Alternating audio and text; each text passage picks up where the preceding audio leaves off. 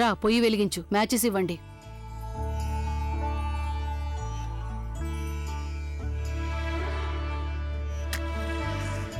Judge గారు తన ఇంట్లో ఇలాంటి పనులు కూడా చేయవలసి వస్తుందంటే ఏ ఒక్కరూ నమ్మరు.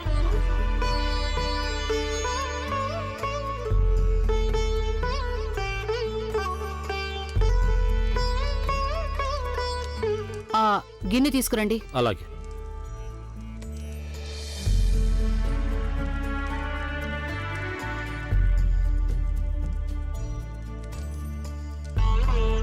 పాల ప్యాకెట్లు కత్తిరించండి. సరే.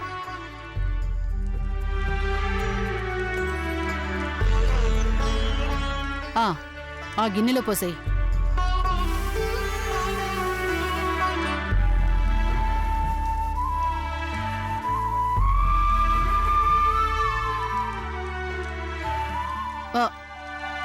నువ్వెందుకు నవ్వుతున్నావు కోడలా? వెళ్ళు, వంటగదిలోకి వెళ్ళి గంగా సుధా ఏం చేస్తున్నారో చూడు. దీంతో పాటు పరవాన్నం కూడా నివేదన పెట్టాలిగా, వెళ్ళు. సరే. అరే, నువ్వింకా నిలబడి ఉన్నావి? కూర్చో. సరే చెప్పండి, ఇంట్లో వాళ్ళు ఎలా ఉన్నారు? బానే ఉన్నారు. అమ్మగారు ఆరోగ్యం ఎలా ఉంది? ముందు కంటే మెరుగ్గా ఉంది. అదేంటి నాన్న, కొంచెమైనా తిను. సరే అంటే నేను టీ తాగుతాను. అదిగో సుప్రియ కూడా వచ్చేసింది.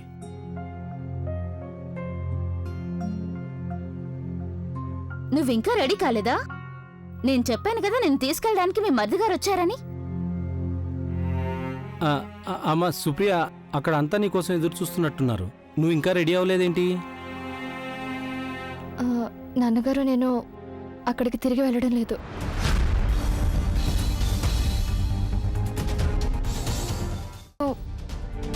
ప్రదీప్కి కూడా వస్తున్నప్పుడే ఈ సంగతి చెప్పేశాను. కానీ నువ్వు అలా ఒక్క క్షణం, నేను మాట్లాడతాను, ఉండండి. వెళ్ళనంటే నీ ఉద్దేశం ఏంటి? నీకేమైనా మతిపోయిందా?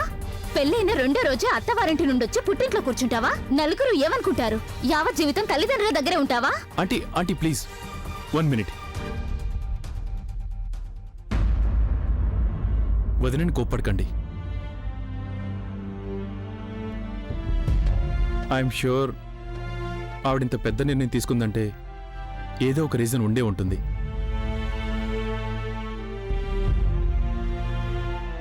వదినా, నువ్వు ఎలాంటి నిర్ణయం తీసుకున్నా నేను అది కాదన్నావు.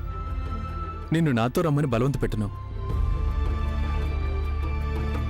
కానీ ప్లీజ్ మీరు నాతో 2 నిమిషాలు ఒంటరిగా మాట్లాడగలరా?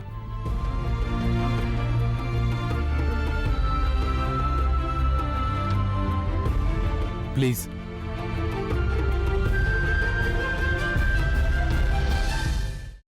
అమ్మా, అలాంటి వాళ్ళది నిజమైన ప్రేమ కాదు, అది వ్యామోహం. ఎగ్జాక్ట్లీ చిన్నత్త, నిజంగా ప్రేమించుకున్న వాళ్ళు అలా చేయరు. ఎంత మనసు విరిగిపోతే కన్న కూతుర్ని పట్టుకొని మా దృష్టిలో చచ్చిపోయా ఉంటుందా తల్లి?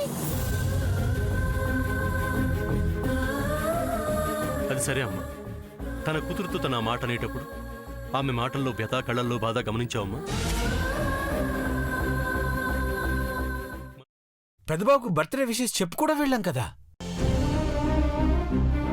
ఊరికే ఎలా కాలిపోతుంది? మంట పెడితేనో పడితేనో తగలబడుతుంది.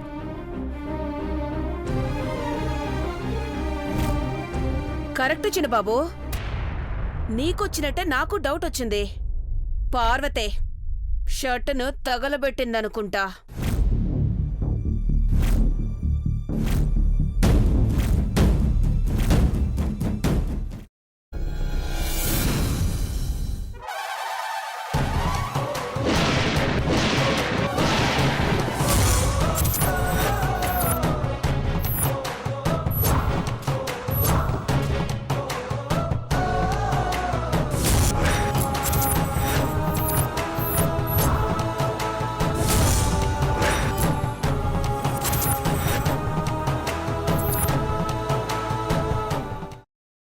తర్వాత పొట్టు తీసేసి చాప్ చేసి పక్కన పెట్టుకోవాలి.